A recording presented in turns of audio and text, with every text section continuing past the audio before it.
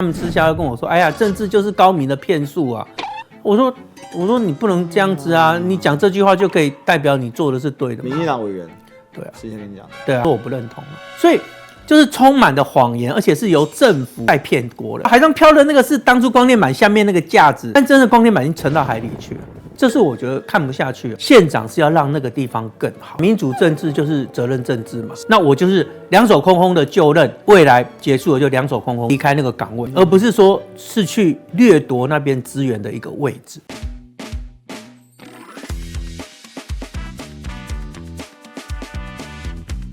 消失历史，揭开真相，欢迎收看今天的历史没话说，我是主持人历史哥李一修。我们今天呢，大来宾继续来加持，为什么呢？欢迎呢吴宗宪，大家好，历史哥好。好，上次跟这次有个很大的不一样，就是呢正式的要来投入到了宜兰县长的选战，刚刚辞掉了国民党文传会的主委，投入了正式的选战。那这个转换，你有什么感觉？上次来节目的时候，那时候是刚民调结束嘛，是的。那还没有被征召，那我是上个礼拜三征召，那礼拜四我就送出那个辞职信，好，对啊，然后所以后来礼拜六我去参加那个蓝白共同政见发表的时候，我的那个牌子已经换成是立法委员了，我觉得这好，这就整个把它确定下来，对，所以就是全心就是投入宜兰的选举啦。因为不太可能，我同时要顾立法院，又要顾文传会，然后又要顾地方选举，我觉得这太困难了，而且对宜兰也不公平。对，好，所以我就文传会主委的党职的部分，上个礼拜四我就请辞了。因为宪哥我们也认识几年了，我记得最早在访你的时候，那时候是你上任还是没上任？应该是还没上任的时候，那时候有聊到选举这件事。是，然后其实你那时候从新北市法制局转过来做。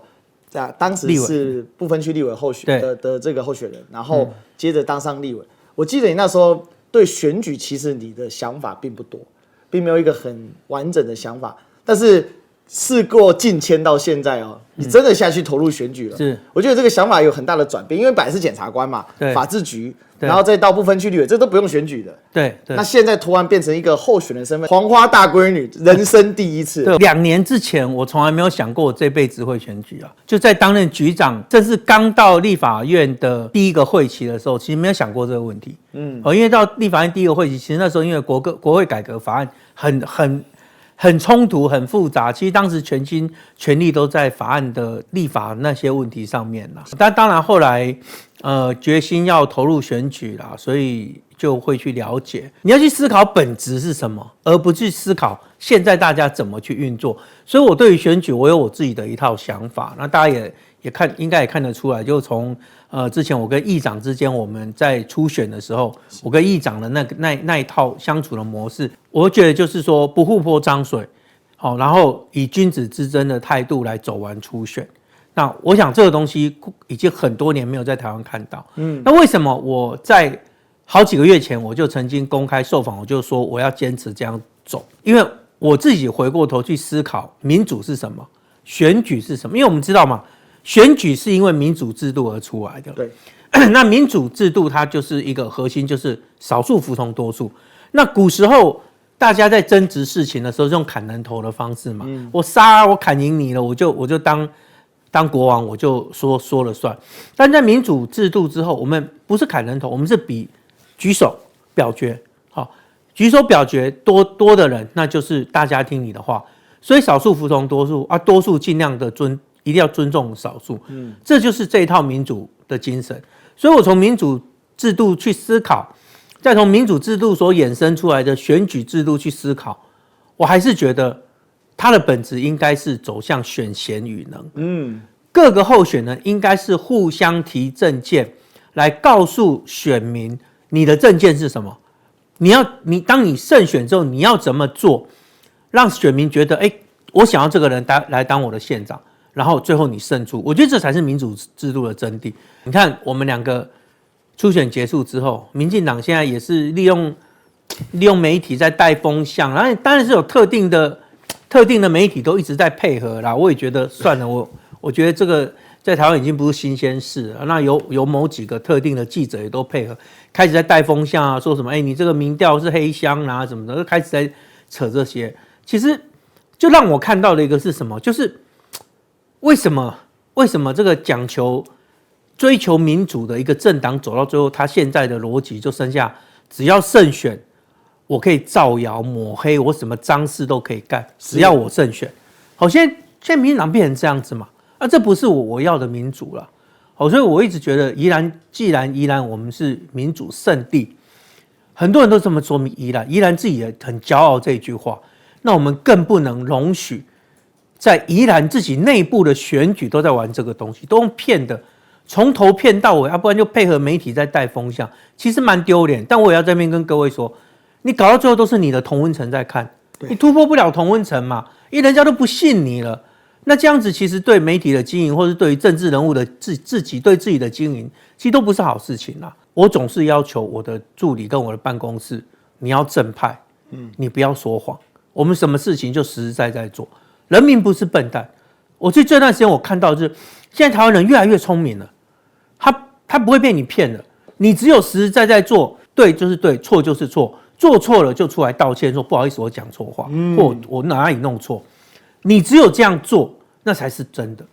现在我看到很多政治人物是做错乱硬凹，你像卓荣泰日本行这件事情，每天不同的版本，自己说的跟明天做的又不一样，连日本单据都是错的。最荒唐的是顾立雄还背书啊，顾立雄还背书，所以大家可以来申请。我觉得这个都是荒谬至极啦。之前在那边讲说，我们也不能怪他，因为军民两用的民是民进党的民不是人民的民。早说嘛，对不对？这样就合理了，是蛮合理的。那我们现在政府很糟糕，就是什么都在骗，我觉得已经到不可思议的程度了。是大事小事全部都在骗。我觉得我自己看内政部长讲话，然后都是骗呢，这边骗那边骗，然后跟国内骗一套，跟国外骗一套，我觉得蛮不可思议，怎么政党会走到这样？他自我安慰的说法就是，他们私下要跟我说，哎呀，政治就是高明的骗术啊。我说你不能这样子啊，你讲这句话就可以代表你做的是对的吗？民进党委员，对啊，私下跟你讲的，对啊，他是私下跟我说，政治就高明的骗术这样啊，我是说我不认同啊。所以这其实就回到你刚才所说的嘛。他们的初衷是什么？从政初衷是什么？民主的本质是什么？其实民主的本质有个很大的东西，就是在规则之内做这个有限度的竞争，避免破坏掉整个群体的共同利益。对，这个是很关键。那所以必须得在规则之内。所以民主、自由、法治三项叠合，也因为每个人都有遵守规则，所以大家才享有一定程度的自由嘛。不然的话，自由只有实力的话，那完蛋了。那实力最大的人自由，实力最小不自由啊。所以人家说嘛，民主政治就是责任政治嘛。是的。那你在里面做错事或什么样，你就要负起责任。但我们今天看到的不是，是他的民主政治是充满谎言，任何做错事情或乱搞，他就是一直包装，叫车一洗，就这样嘛。搞到最后全部都是这套，然后自己人做错事，然后譬如说我们讲一个。我们有好几个政治人物，民进党政治人物自称是女权的那个大师嘛。对。但是呢，面对民进党内的一些狗屁倒灶的这些事情，这些女权团体就会自动就不讲话。但是只要跟民众党跟国民党有关，哇靠，他可以把小事讲成大事。我记得那时候柯文哲主席说，回家看到他太太在擦地板还是拖地，然后他觉得很感动。然后这个也可以做文章，我刚才跟你想了一模一样的事情。我说真的，我回去看到家人在做家事，我的那个论述是心疼，而且是希望这个是更怎么讲？这是很感动的表现，就可以被讲成说这是父权，我真的觉得服了这些政客们了。对，所以对他们来讲，就是王定宇那个绝对不是父权，王定宇那个叫平权，因为雨露均沾。所以我后来被他讲女权自助餐也不要生气了啦，因为确实你把女权当自助餐在操作。其实民进党里面那好几个真的都是女权号召的，然后真的会让人家觉得说，到最后你看到政治是高明的骗术，也是什么？也是一种斗争。他们把选举当成死斗模式在玩，所以他们没有什么下限。我想这是很关键，而且骗到自己最后也被骗。我就请宜兰县的县民或请台湾的人民自己去思考。你今天要选出来的是要一个会做事的县长，市长或是领导者，还是骂人很厉害，泼粪很厉害，讲别人家人怎么样，酸别人怎么样很厉害？你是要这样子的人来带领你走向未来，还是你要一个真正实实在在做事情的人带着大家走向未来？我想大家也不是傻了嘛，就你去分析嘛。那我们今天任何东西，你只要想法跟民进党不一样，全部中共同路人，我没有东西可以扣，他就扣我这个帽子嘛。他最喜欢扣我2个，一个说啊你是空降，第二个说你是中共同路人，就扣这2个。其实我其实是不是空降这个东西，其实我已经再三的跟大家报告。我拿了毕生的所学，我所有过去实务的经验学过的东西，我来贡献给这块土地的人。这为什么叫做看不起这边，或者是对不起这边的人呢？如果这样子对不起的话，那我们的陈局不是一直对不起高雄人好几次？对，我们愿意为这块土地奉献，我们希望它更好。如果我选择上我去宜兰担任县长，我就2手空空去，然后任期结束之后，我也是2手空空离开那个位置。那所有的好的东西我都留给宜兰人。然后中共同路人那个，我觉得更离谱。你记不记得4大公投的时候，那时候你没有跟着民进党反核，你就被说是中共同路人。对，就现在左荣泰自己在立法院说他要那个重启核能啊，那你现在怎么又不是中共同路人了？所以搞到最后，你所谓的中共同路人就一个标准嘛，就是有没有跟着你民进党走嘛，没有跟民进党走就中共同路人啊。那这种话讲久了，还有谁要信？就是最后剩下越来越少的同温层而已啊，你就用到烂掉了嘛。所以我觉得大家要回过头去思考事情的本质，我还是回过头来事情的本质去了解一下，什么东西该怎么样，那你要朝那方向去思考，不要被这些政客给洗脑。对，我还记得那个4个不同意，台湾真有利。那现在很有利吗？现在只跟你讲啦，这个电力就是算力，算力就是国力，所以我们要重启核能。那你骗了我们台湾那么多年呢，你把我们国土搞得乱七八糟了，然后一堆绿能弊案了，然后很多人赚饱饱了，就回过头来说，我们要重启核能，因为算力就是国力。我在觉得你是不是应该有人出来跟这个国家人民道歉？因为这段时间我们因为物价的飙涨，因为绿能的弊案，你回过头去想88枪，还有一些土地那个地目的变更，还有一些环境的破坏，我们很多海里面有一大堆光电板在那边。对，然后当时又要骗人民说没有，都已经回收了，政府带头在骗人呢。他就说2025非核家园已经达成，所以2026开始就这是新的一个篇章，该翻篇了。那真的政府都要这样，有时候真的很想飙脏话，但是不能尬派音啊，所以我不能讲脏话。但有时候我真的想到有时候政府的一些对我们台湾人民的作为，我真的很想飙脏话。他现在真的就是只剩下靠包装谎言在洗脑人民。同温层。对，一个事情乱搞出来之后，就是叫了一堆侧翼，然后一堆逻辑能力很好的 YouTuber 在那边胡说八道，讲一套似是而非的论述，然后出来一直洗脑人民。但事实上，他们那个论述其实不堪一击。那些 YouTuber 也不敢跟你辩论，他就是关在家里开着直播，然后在那边胡说八道他的一套逻辑，不接受 PK 的。对啊，你看这个最有名，比如说像这个，我这阵子就打吕捷的一些历史的东西，吕捷他开直播，他也不回我。我觉得他们这些人都是一样的，就是说他们对于这一些胡乱，他们其实心知肚明，可是他们为了要继续的巩固同温层下去，所以他们是不会有任何放松，因为一旦放松，那就会形成一个骨牌连环效应。比如说像最近这几天，不是因为卓荣泰包机事件闹得沸沸扬扬的嘛？然后你知道这2天他们说，你们那么关心包机，你们对中华民国的外交贡献什么？台中大火你们会讲话吗？结果你知道？后来他们放那个台中大火的影片，竟然是花莲大火影片，喜到青鸟自己以为那是花莲大火，我就说哇，不可思议，哇，这个党真厉害，他把他的青鸟洗到已经就是变成傻了。然后那个有一个说台中大火，然后下面说谢谢指正是花莲大火，难道大火不重要吗？我想哇，你前面的影片都错了，你还要继续坚持，但真的很夸张。那这就是他一路以来的做法嘛，又出了一件事情，就可以赶快转移焦点嘛，所以我们就说。卓荣泰的事情，其实真正要谢谢他的其实是王定宇啦。对，所以就会有一个没有，我也没说他怎么样，我是说就会有一件事盖掉另外一件事，然后前面一个人就平安过关。是。是。然后当然我还是想问一个问题，就是说你刚才有提到说2年前你没有想象过你会选举嘛？我问曾正文，我最想问一个问题，就是你的从政初衷到你选宜兰的初衷，你自己感受最深刻，为什么选宜兰这个地方？你希望把你可以在检察官做不到的事情，然后借由这个从政，你可以作为立委，你可以有不同的角度来实践哦。我一直说我的从政理念就是礼运大同篇的概念，那4句话嘛，从老有所终一直到鳏寡孤独废疾者皆有所养，其实就是那4句话的存在。那我会讲说，其实我的从政理念，如果要最简化的来说，就是利他2个字，我就把利他做好，让身边的人，或是让我能够服务到的人能够更好啊，我也都没有变过。检察官可以做很多事，可以为国家做很多事，但是他毕竟是在个案。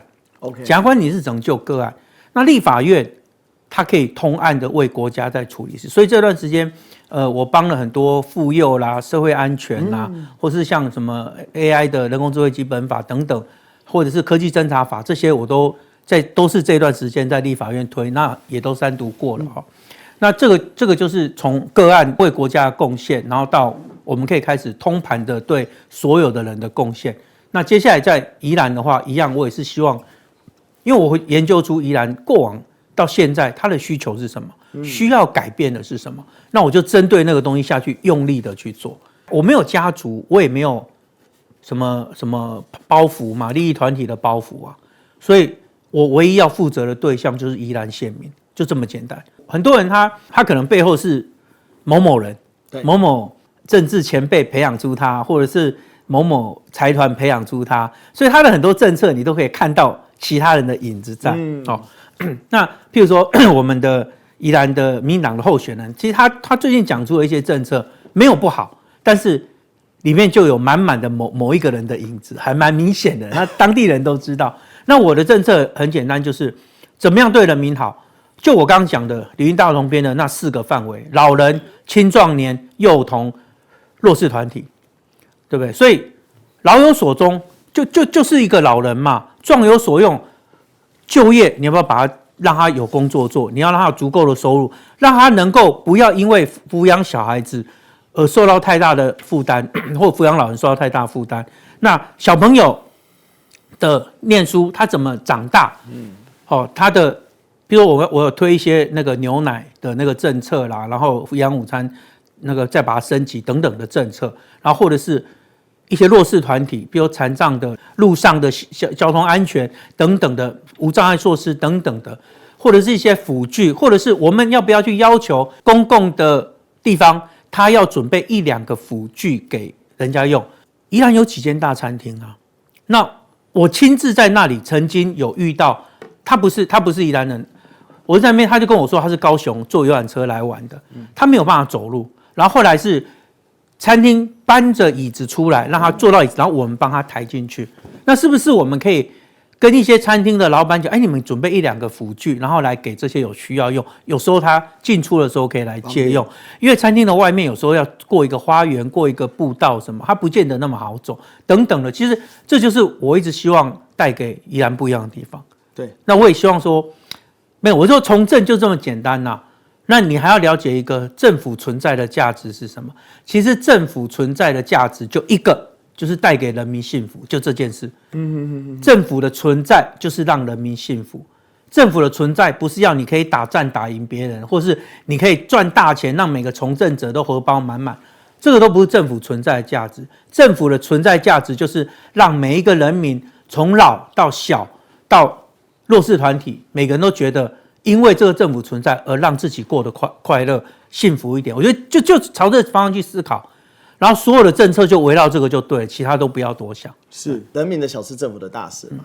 那如何来平衡？就是说，在这个人民跟这个政府之间怎么样子用公共的资源，然后让每个人民都可以能够得到安置？我想这个是很需要智慧，这也是说你从民意代表走向一个行政首长。不过因为你之前在新北市待过，它的整个新北市的状况是更加复杂的。我刚才看宪哥，感觉眼睛也是蛮干涩的。其实累啦，我觉得真的很累，就像开一间餐饮店，你永远只看到营业时间10点半到1点半，你以为其他时间他就休息嘛？其实不是，他要备料，他要洗碗，他要整理那个卫生。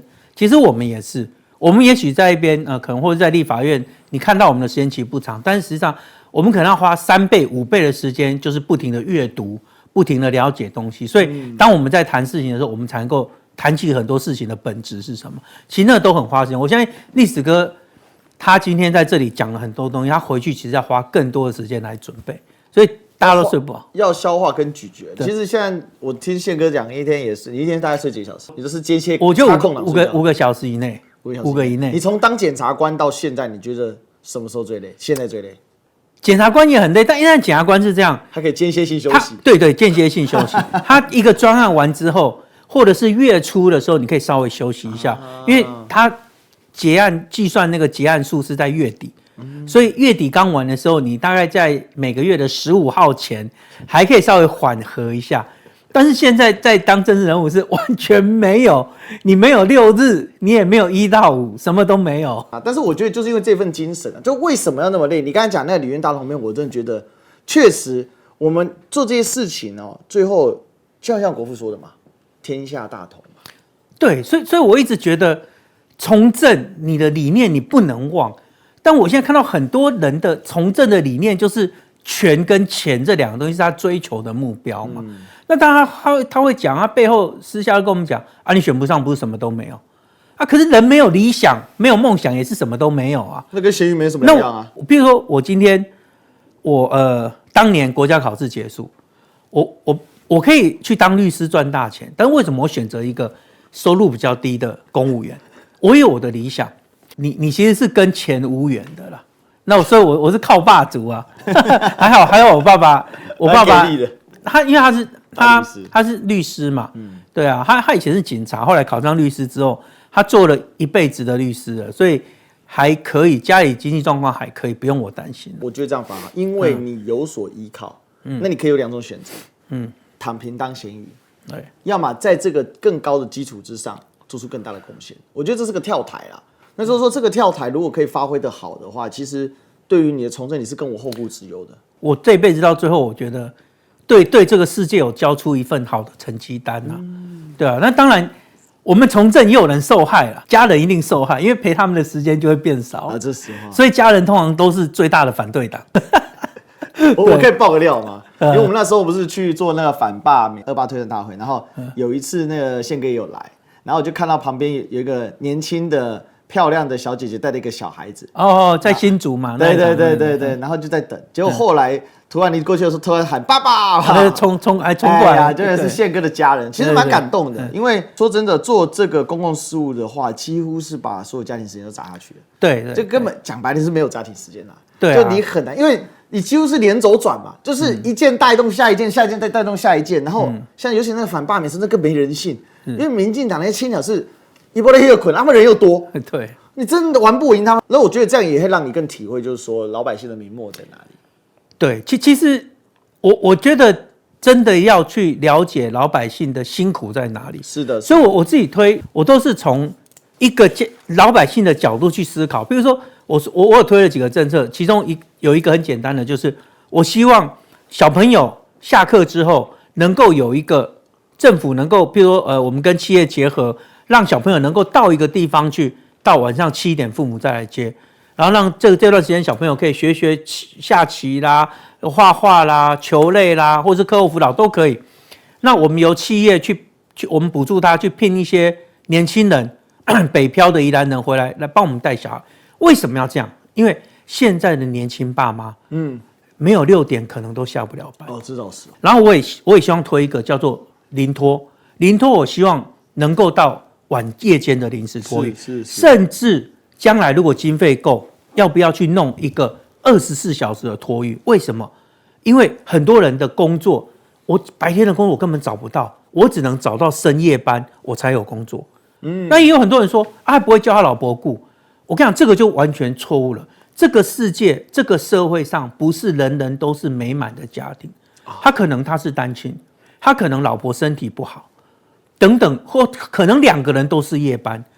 那并不是每个人大家都很美满哇，那夫妻都很好，然后父母也都会帮忙，不是这样。你必须去思考社会上面的需求是什么。那为什么我一直坚持要推70岁以上免健保？那65到70岁要我们看看要不要排富之后等等之后的免健保，因为一个人退休之后真的找不到工作。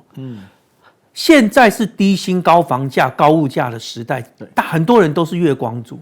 我退休以后没有收入，甚至我没有退休金，那我到最后就是不看病，我不想连累小孩，我就不看医生，到最后搞什么？你身体越来越差，小病拖成大病。是，所以我们健保存在的一个核心的目的叫做人不能因贫而病，也不能因病而贫，因为贫病常常是交织在一起的，贫病交加。对，所以政府的介入就是要让这些已经没有工作能力、没有收入的人，由政府来保护他们的身体健康。所以我认为一定要推这个。人家说这是大傻逼，我说这不是大傻逼，这是我们的义务、我们的责任。所以政府的存在要让人民幸福，因为你的施政是有可能可以改变老百姓的生活的。我们台湾现在是全世界生育率最低的地方。政府虽然讲了100个理由，他说在先进国家都这样，但是先进国家有这样的趋势没有错，但是台湾是世界最低，那就是政府不对了。人民都会用各种各样的行为模式来对于政府投票，有人会用脚投票，我是政府烂我就移民去其他国家。对，年轻人不生育，这也是一种客观事实，一种行为模式的投票，这就是对政府不信任。你政府没有给年轻人一个未来，你没有给他说，我生了小孩之后，我养他，我生活不会造成太大的影响，小朋友将来也可以平平安安、顺顺利利的长大，两岸不会有战火。那大家都想生小孩子啊，有小孩子陪着嘛。对。但是你今天给不了人民这样啊，尤其是我跟你讲，最近伊朗跟以色列的战争，其实让我更看到、更忧心我们台湾的未来。我们都热爱这块土地，但是我也相信你是要保护，我也相信赖总统是要保护台湾。但是我觉得你那方式不聪明，真的，你回过头去看这一次以色列跟伊朗的状况，你就一清二楚。我没有说台湾不要国防，我也100%支持台湾要强化国防，但是在强化国防跟谋略上面的谈判之间，我们是不是可以彼此我们要去做一个互补，而不是就强化国防，谋略上面就没有关系。这样，我想这个赖清德的这个脑回路，当然我们是很难理解。不过最近有一件事情倒是非常凸显赖清德脑回路跟人家非常不一样啊。大家到全世界上，其实尤其在一战，威尔逊总统提出的14点和平宣言里面讲到民族自决，基本上就是开始对所谓的殖民地帝国主义提出了一些反思。尽管威尔逊总统后来并没有成功，可是到了2战之后，全世界的反帝反殖运动叫4个字：风起云涌，也就是对殖民的彻底反省。殖民的特色是什么？就殖民母国人为人上人，被殖民者为人力畜生。人下人，他基本上把你当成一种人，就是一种奴隶式的这种操作。所以台湾在日本殖民的时候，其实各个国家的殖民状态是一样的，就是它的所有的开发建设，比如说他盖阿里山铁路，绝对不是让你去乐山看日出了，他就是去阿里山里面砍神木嘛。对，所以这一阵子赖清德提出了一个史观，是他称赞日本殖民吹捧大东亚共荣圈，然后贬低中华民国。那这个从认知上的失败跟错误，其实我是认为导致他为什么要抗中保台其中很大的一个原因，因为他的认知的世界观是这样。那宪哥你怎么看呢？他这个让大家觉得真的是世界颠倒啊！应该这样讲，我们持平来看待这件事，确实台湾有非常多的现代化的建设是日本殖民那时候做的，但是就像你刚刚说，它其实很多东西它是为了像日本本国或者是当时2次大战，它很多军需的物资什么，还要赶快采集之后运到日本去，所以它当然会做出很多建设。那台湾人也因此获得利益嘛。好，但是呢，你要去讲几个最简单的东西。当时日本人念的学校，台湾人不能念啊。对，那这叫对我好吗？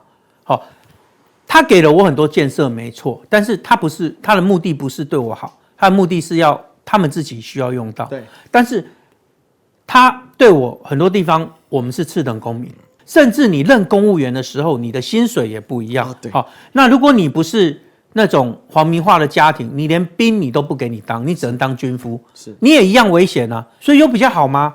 我觉得也没有啊。但是我也不会讨厌日本啦，我也不会啦。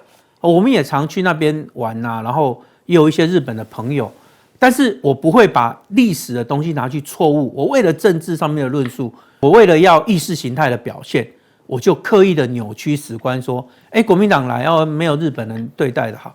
你去看国民党执政之后，他从一个战后台湾的经济状况，然后开始走向10大建设、12大建设，一路到现在，甚至也有民主的和平的政党轮替，那这难道对你不好吗？日本人是好不好一回事，但是吹捧大东亚共荣圈这件事本身太荒谬了。这个是日本人拿来做武力扩张的时候的一个非常经典的骗术。他如果去韩国讲这个，去新加坡讲这个，去菲律宾讲这个，我看他真的被打到趴在地上，真的。但是他在台湾就。我觉得台湾人还是真的很善良，他可以每年去跟八田裕的铜像致祭，然后献花。其实我先说，就纯粹的技术开发跟八田裕后续到了民国时期的应用来说，我们不能说八田裕没有贡献，但八田裕当初贡献是因为日本殖民政府希望他去盖这个水圳，盖这个水就是为什么？是为了种稻跟种糖，就种甘蔗，然后为什么？因为要输送到日本。我觉得这里面这个逻辑，你把它给套进去就知道。而且还有一个，刚才宪哥有讲到说2等公民意思，其实严格来说根本连公民都不是，因为你没有公民权呐，你只是属民。而且呢，台湾人去日本是没有户籍的。我以前看过一篇文章是冲绳那边人写的啦，那他们也觉得说，他们年轻的时候是被本岛人歧视的。对，那我觉得他们都是领日本籍啊，会被本岛人歧视，为什么你台湾还会觉得很骄傲？因为琉球当初是跟日本是不同民族啊，他们是通过对琉球这个牡丹社事件把它并吞进来的嘛。那我就觉得说，连他们都有如此的自觉，为什么我们这里反而会去吹捧？那我就说我的立场还是这样啦，我也很喜欢日本啦，他很多文化都蛮不错的哈。但是我没有办法理解说为什么你要拿这个过去你扭曲了一些历史观之后啊，只为了你的意识形态，真是不太好了。我也觉得蛮莫名其妙。你为了要叫大家仇恨中国跟仇恨国民党，你就来去讲这个，这也不对啊！这个台湾才2350万人呢，你那边分化大家干嘛？莫名其妙的。所以他讲那个大众的共荣，我就觉得很夸张。然后呢，作为一个总统呢，这个司马辽太郎都变成东京都知事了。所以有的时候你会觉得说，哇，这是团结10奖第5奖吗？难道这是地下电台？难怪他跟纪米阳这么好，他就是在地下电台那一套搬到总统府去讲。我有时候就很荒谬，就是说一个总统，人家说一言一丢嘛，一个言一个重，就是要很稳重，你的言行要非常的严丝合缝，你不可以是这样讲。别的不说了，蔡英文虽然很喜欢当生意阿嬷，但是呢有一个点，他出来讲话至少他不会乱讲话。所以那时候我记得他的团结是好像讲到第4讲还是第5讲，第4讲挂了。那个时候我在立法院有受访嘛，那记者问我说，对于赖清德讲这些我有什么看法？那我是跟大家说，我说如果我是赖清德的幕僚，我会叫不要再讲了，到第4讲好停了，不要再讲啊。但是如果我是在野党的立委，我是希望他讲到20讲啊，因为他每一讲都还蛮有创意的。所以这不就来了吗？对啊，东亚共荣，搞不好这是他第5讲的讲稿啊。好几年前，我有一次在台南那边，还有跟赖清德合影，然后那时候还蛮开心的，因为那时候他是当市长，大家说他赖神嘛，对，那时候跟他合影，我还蛮开心这件事情。对，我去参加盐水风炮了，然后我手被炸伤，然后后来我就去那个盐水的那个卫生所，然后去那边包扎，对，然后包到一半，突然很多人跑进来，然后后来他们就说市长来探视大家，然后因为我那时候正好处理到一半，然后他就过来，然后就后来跟他合作，然后那时候还觉得还蛮好玩的。曾几何时，那是几年前还在当检察官的时候的事情，因为我以前每年都会去盐水风炮去让它炸，我觉得我蛮喜欢那个活动。好吧，那这个关于呢这一次这个宪哥这个挑战这个宜兰我们今天呢大概给宪哥都问了一下。接下来当然会有更大的一个挑战，是因为你已经国民党的初选这个等于说征召了嘛？那可是这个宜兰县已经在蓝白主席的这个共同确认之下，就是要来做蓝白合。是。那接下来整合的方案有出来了吗？那接下来怎么？党中央到现在为止还没有一个论述出来。是。那我们最后还是会跟着党中央的论述来走，因为民调有民调的坏处，协商有协商的坏处，所以到底会裁怎么样，我们不清楚。而且你还会面临到另外一个问题，就是全民调不是不好，但全民调有时候会变成是民进党在挑选对手。对，那你要怎么样去避掉这个？你用什么模式去让我们的初选能够更反映出我们支持者希望谁出来选？那你要去想一个比较好的做法。我讲一个比较直白的，是民进党很喜欢自己挑对手。哎，我想这你应该认同吧？我理解。对，他会用各种方式来挑对手。因为民进党支持者比较铁板，所以他们是能够透过内部的群组去做一些动员的，这个也是一个很大的问题。是啊，然后有时候会把一些感觉起来没有什么太大悬念的初选搞得很复杂，比如说台中的姐弟之争，很多人就认为说会不会搞到最后出现意外？当然我是觉得不会啦，只是这个你很难说民进党不会去。我们要降低风险嘛？是。那会不会有时候是这样？民进党他可能，譬如说2个候选人，那我觉得跟 A 比较有胜算，跟 B 没胜算，我就要想尽办法让 A 出来。他很喜欢干这一套嘛，或是 A 我手上握有他的一些东西，我可以干掉他，最后一刻爆他料，那他就希望 A 出来。因为我就说，民主的价值本来是少数服从多数，但是在现在世界很多国家的民主走到最后，现在都是在玩选举技巧。美国也是啊，对啊，川普那个别说了吧，对不对？美国也是啊，所以全世界都这样啦，所以我也不会说单独怪说民进党为什么走到今天变成这样。我只是说，你回过头去从根本面去思考民主是什么。其实我们真的不要这样做。解决民主的方法是更大的民主啊，就是大罢免。当时这句话就，所以解决选票不够的方法是什么呢？就是大法官，把你抓起来。